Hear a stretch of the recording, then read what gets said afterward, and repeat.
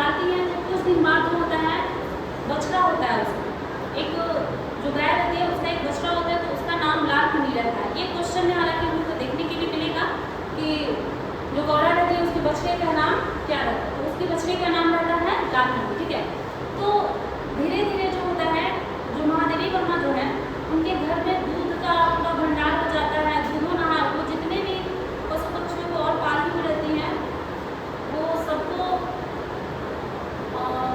दूध पिलाती हैं, उसके बाद भी कुछ बच जाता है।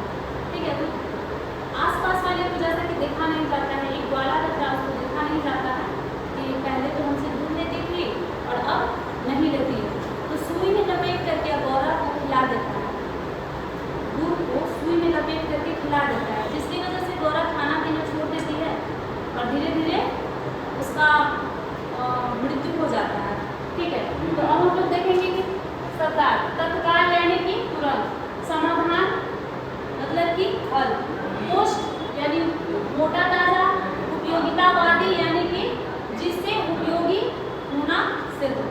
ठीक है, इटालियन इटली देश का जो देखने में हो, इटली देश का इसका प्रयोग इसलिए किया गया है कि वो गाय जो थी इतनी सुंदर थी, ऐसा लगता था जैसे इटली का मार्बल उस पर ओप दिया गया।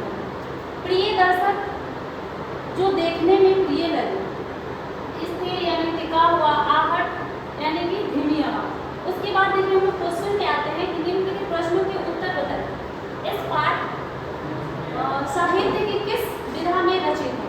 यह पाठ जो है साहित्य की मर्मस्पर्शी रेखा चित्र। उसके बाद जो है इस पाठ की रचयिता का क्या नाम है? जैसा कि हमने इससे पहले भी बताया कि इस पाठ की रचयिता का नाम महादेवी वर्मा है।